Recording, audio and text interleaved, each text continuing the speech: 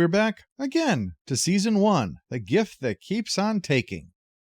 We kick off with Wesley chasing after a kid named Jake, who won't be able to go with Wesley on whatever it is he's off to do. Well, that's his loss. The captain's log pipes in at this point to say that Wesley is here to be tested for entrance to Starfleet Academy, and my patience is set to be tested as well. While he heads off, Admiral Quinn, an old friend of Picard's, arrives with Lieutenant Commander Remick. But everything gets all ominous. They're going to have a private meeting. Official business, but without Riker present. This ominous moment ends the teaser, and after the titles... What are you looking for? I have reason to believe that there may be something very wrong on this ship. Is it the chief engineer? Because I'm always ready to fire one of those pinheads. Remick's carrying out an investigation into what that is, and Quinn orders Picard to cooperate in every way, and won't say why this is so important, beyond the something's very wrong, which could mean anything. While Picard ponders that, we drop in on Wesley, who meets Oleana, who's also testing, and soon they're joined by a Vulcan, Tashanik, and Mordock. Mordock? The Mordock? The Benzite who constructed the Mordock strategy? That poser, he doesn't deserve to sniff my ovipositor.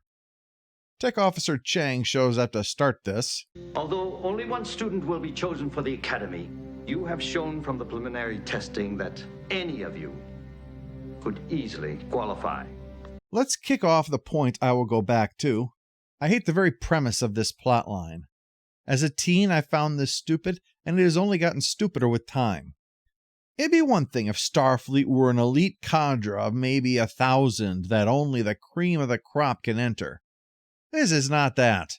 We see so many dipshits in Starfleet who need to fill so many roles across so many ships and stations and outposts. You don't have room to be picky. If you need to fill that many posts and have 4 geniuses in a room, take the 4 of a kind that you were lucky to get dealt. I don't want to front load all my complaining on this, but rest assured, this is not the last comment I have on that. On the Enterprise, Remick is tapping away watching Data do nothing, and goes to do the same while watching LaForge also do nothing.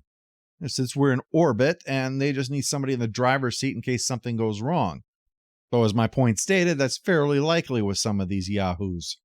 Riker asks if he needs any help and gets the cold shoulder, so he storms in to demand from Picard what is going on. Remick's going to turn this ship upside down. That's his job. And my job is to see that this ship runs smoothly. But you do very well. I do, don't I? You know what? You almost had me that time.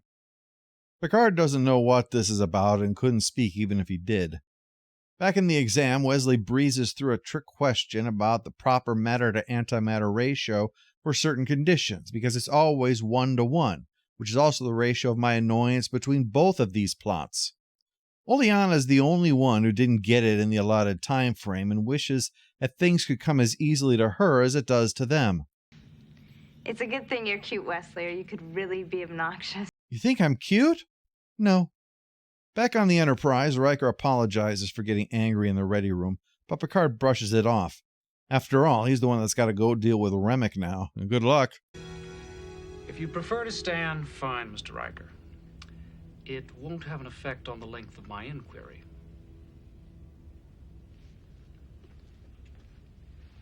This is me reminding you I used to beat up nerds like you in school. There are discrepancies in the captain's log, and Riker is here to address them. Well, he's indignant, but Remick forces the issue with Riker, and then recounts the events of the Traveler with LaForge. One way or the other, LaForge, Picard lost control of this ship. Is that true? I thought that was fairly common for Starfleet. Enterprise, Enterprise A, Excelsior, Saratoga, Defiant, Voyager, Reliant, NX-01, Prometheus, OG Defiant, Cerritos. It's like a who's who of saying make it so and not being able to make it so. He goes on to question Troy about the incident with the Ferengi and the recovered Stargazer. He was being controlled by a mind-altering machine, Commander. Without his knowledge. I would call that a mental lapse. He was struck over the head with a crowbar and passed out. I'd call that a mental lapse. Wesley is hanging in the holodeck, not running any programs, just standing there for when Worf arrives. I've disturbed you. I'll leave. Wait, I thought I wanted to be alone. I guess I don't. Oh, damn it. Wesley is worried about facing his deepest fear, which is no more or less important than any other part of the test, but he's still bothered that they presume to know his deepest fear. I mean, I'm assuming that these are fears of things that are plausible that he might have to deal with in Starfleet. You know, if you see how someone reacts to being chased by a mummy, I don't see how that's helpful. This is a nice bit of material for Worf, who, remember, didn't get much in the first season. So his comment that his greatest fear was relying on others for his life, and that it is still a fear he must face now, on a ship full of people who only validate my position that this isn't the best only, never mind the best of the best, that this test covers. In fact, I believe I have footage of some of the crews taking their entrance exam.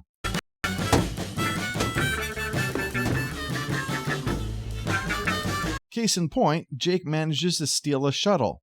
This is a kid who could not qualify for the final and managed to make off with one. He's planning to fly off and take a job on a freighter.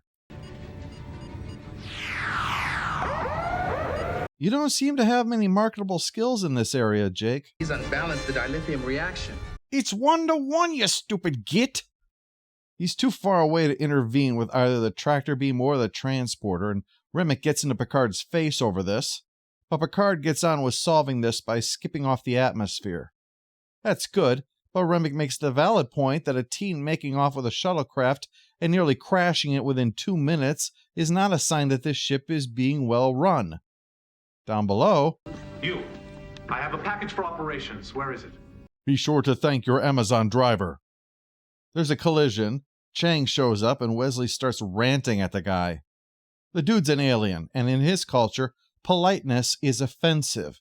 Hence why I'm showing such respect this week by insulting this episode so much. Zaldans have webbed fingers. I wouldn't have passed. Well, don't feel bad. You can't be expected to know every frickin' thing in the universe. And that's how quantum electrodynamics works. Very good. That's 1 point in favor. Now, who was the lead singer of New Kids on the Block? Who? I'm sorry, that's 1 point against. Next. How many Smokey and the Bandit movies were there? 3. I'm sorry you left out the 4 films of the Brian Bloom era. I'm afraid your prospects are looking grim, Mr. Murdoch. When it's Data's turn, Remick tries to get Data to go through all the records, says something's wrong in here. Something is subtly incorrect. Picard is not what he seems to be. Data says the thing he's looking for can't be found. The reason is not because it's too well hidden, but because it's not actually there. He follows up with questions of Worf. You don't like me very much, do you? Is it required, sir? I hope not, or this whole ship is getting a court-martial. He also asks Dr. Crusher about her personal feelings. My personal feelings about Captain Picard are irrelevant to this investigation. And none of your business. You're really making friends fast around here, Remick. Now, in questioning Picard, he brings up the Edo, the planet of the Hitler Youth who execute you for stepping on the flowers. Finally, Remick pushes Picard until he leaves to tell Quinn he has had enough of this bullshit.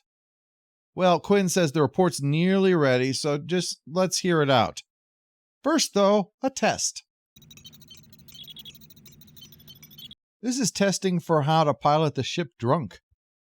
Wesley helps Murdoch when he gets stressed, and Murdoch actually finishes first as a result. If this was actually an application for, say, advanced placement for those normally too young, this could make more sense. Limited number of slots in the program, have to whittle it down. Try again next year, kid. I mean, otherwise, what kind of creme de la creme genius do you think hears that they can't join Starfleet Academy and doesn't immediately think, well, I guess I'll go to a major university and settle for becoming a famous scientist or engineer? So Chang comes in and says, okay, that leaves an hour break before the big test that you're terrified of, Wesley. See you soon, you little prick. Remick finally arrives to give his final report, saying that he didn't find the problem Quinn's searching for. He can only shrug his shoulders and leave. My tour in the Inspector General's office will be up in 6 months. When I'm finished, this is where I'd like to serve, sir. Bitch, please. If I need someone to replace the straw on the floor of Worf's room, I'll send for you. Quinn explains why this had to be done. There's a threat to the fabric of the Federation. He doesn't know whether it comes from without or within. Boy, if only there was some section responsible for looking into crap like this. Quinn's moving people he can trust into key positions, and Picard would be made Admiral and Commandant of Starfleet Academy. Picard has no interest in being part of a political game, but he might be interested in running the Academy. Get those damn children out of there for a start. And speaking of the Academy, back to the test. He just saw Unimatrix Zero and it nearly broke him. So Wesley goes in there, finding just a chair, but soon there's the sound of an explosion, and Wesley follows it to the environmental lab. One guy's trapped in there, and another is scared shitless. Wesley rescues the injured guy, but the other one won't move and gets sealed inside. But it was all theater. The fear Wesley was facing was whether or not he could make a decision between two lives in such a crisis. Oh, that was easy. I'd be much more worried about the mummy. Of all of you, you've done a superb job. Each of you would make a fine Starfleet officer. It's unfair that only one candidate from Relva will attend the Academy this year. Unfair and silly. Someone should take over and fix that. It reminds me of that trope where you take a whole bunch of the elites and then have them whittled down so only one survives. I don't mean like Highlander or a gladiator competition or something like that, but we need an Agent X, and they bring all of these top people from all over the place to come in there, and then they're being killed off so that only one survives to become Agent X. And it's like, okay, yeah, this one is clearly the best, but damn, you could have taken all of the runners up and made a team out of them, and they'd probably been pretty damn useful. Any system which allows great talent to be squandered one way or another is a system that's broken. Competition has dramatic potential for a work, but creating artificial drama is a sign someone is incapable of creating it in an intelligent way. The fact that we soon find out that Picard failed the first time says, the guy who will one day run this institution is not worthy of entering the building. Yeah, that's just dumb. Anyway, the catfish here won, so that just leaves Dakota. After speaking to Jake, Picard seems to decide his place is here, saving other nitwits on this ship.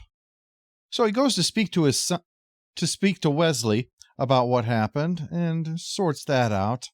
Quinn leaves, and soon the Enterprise does as well. The end. The post-episode follow-up.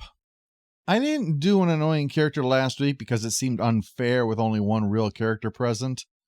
Well, this week it's hard because there's a cornucopia to choose from.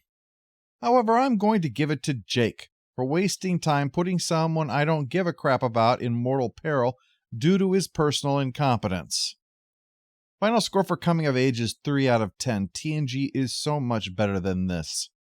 The Remick thread is tedious and most of the tests are uninteresting for the finals, even pushing to one side my objection to the very premise. Wesley and Murdoch try to develop a little chemistry, and Patrick Stewart salvages what he can, but this is a disappointment. But don't get me wrong, the framing and editing are some of the highlights of the episode. The music as always lives up. It shows technical competence, but yeah, the script is the weak link here.